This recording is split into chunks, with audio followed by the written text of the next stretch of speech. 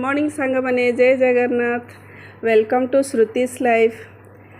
एबे तो मु बैगण सब पोड़िली आबे बारीपटे आपन देखली ना मोर केते सुंदर सुंदर फूल फुटी आम गार्डन रे आउ छोट आंब गछरे मध्य केमती बौल होईची आउ पणस गछरे मध्य केमती छोट कसीटी होईची। आउ एबे मु सजना शाग बाछुची। सजना शाग बाछियाटा बहुत विरक्त लगे मते, किंतु कौन करवा सब छुआ मान खाइबे मुझे तो सब बस बाछुची। तापर भाई मध्य आसीबो, भाईना आज आसीबो बोली मोर मन भारी खुशी। से बहुत दिन पर आम घर को आसूची से जल्दी जल्दी सजना शाग बाछीदेली। तापर एबे जाऊँगी चिल्ली फूलकोबी जल्दी जल्दी बनई देवी। आसन तापर देखिबा कौन हो करूची।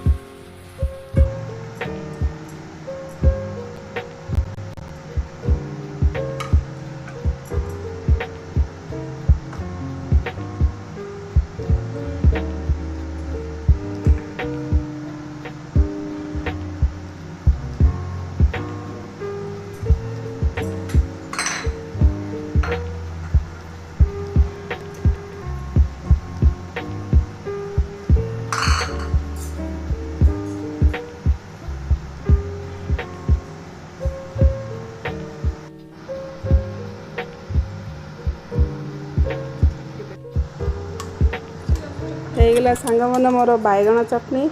ଆଉ ଆପଣମାନେ ମୋ ସାଙ୍ଗରେ ରୁହନ୍ତୁ। ଆଜି ମୁଁ ଆପଣମାନଙ୍କୁ ଗୋଟେ ସଜନା ଶାଗର ଗୋଟେ ନୂଆ ଆଇଟମ୍ଟେ କରିକି ଦେଖେଇବି। ଆପଣମାନେ କରିକି ଖାଆନ୍ତୁ, ବହୁତ ଇଜିରେ ହେଇଯାଏ।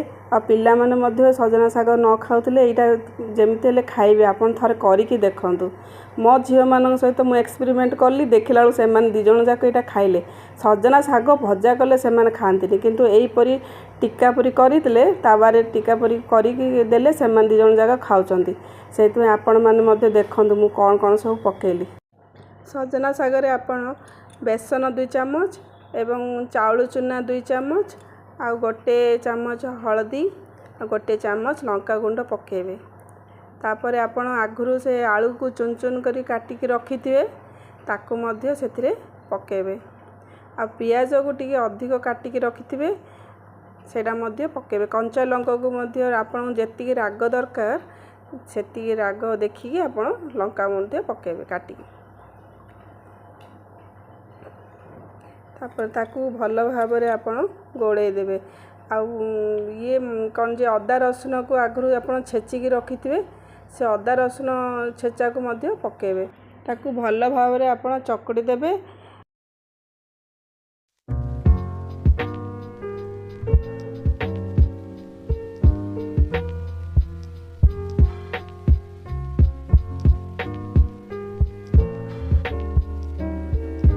तापर आपण ताबारे तेल पकेबे। से सजना शाग को आपण जेमती आलू टिक्का जो बनाउछन आमे जेमती सेमती सजना शाग को मध्य से टिक्का परी छोट छोट छोट छोट करी गोल गोल करिके आपण ताकू ताबारे फ्राई करिवे। लो फ्लेम रे आपण ताकू फ्राई करिवे। मु एती बनाउची, भाई आसी पचारुची केतल तो रोषे सरीबो मु जीबी।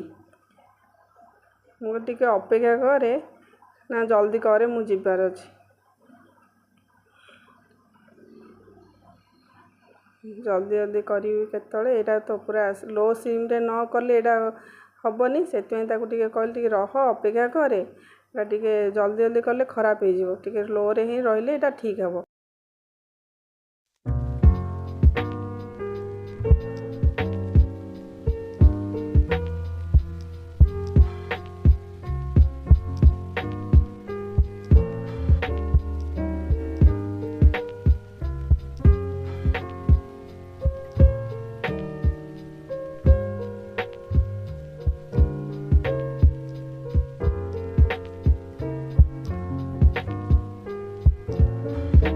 ହଉ ସାଙ୍ଗମାନେ, ମୋର ରୋଷେଇ ତ ସରିଗଲା।